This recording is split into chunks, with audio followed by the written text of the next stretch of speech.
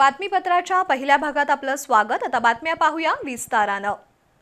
धारधार शस्त्रानं तरुणाचा खून केल्याची घटना आज शिरोळ तालुक्यातील चिपरी इथं घडली। आज सकाळी 8 वाजता चिपरी फाट्यावर बहिणीला सोडून संदेश शेळके हा 22 वर्षाचा तरुण घरी परत येत होता। त्यावेळी शेतात दबा धरून बसलेल्या काही अज्ञात तरुणांनी संदेशवर धारधार शस्त्रांनी हल्ला केला। त्यामध्ये संदेशचा जागीच मृत्यू झाला। हा खून नेमका कोणत्या कारणासाठी झाला यासह पोलिसांनी मारेकऱ्यांच्या शोधासाठी तपास चक्र गतिमान केली आहेत।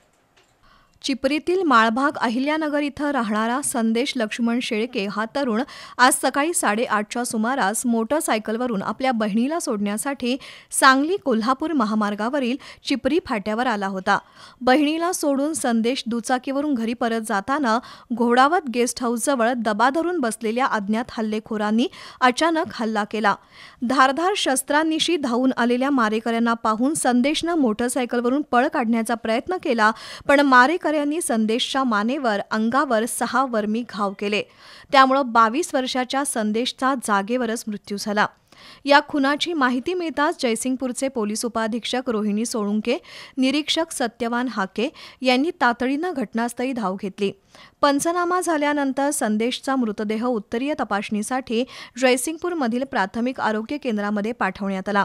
दरम्यान हा खून नेमका कोणत्या कारणासाठी कुणी केला याबाबत पोलिसांनी तपास सुरू केला असून सीसीटीव्ही फुटेजच्या आधारे हल्लेखोरांचा शोध सुरू झालाय।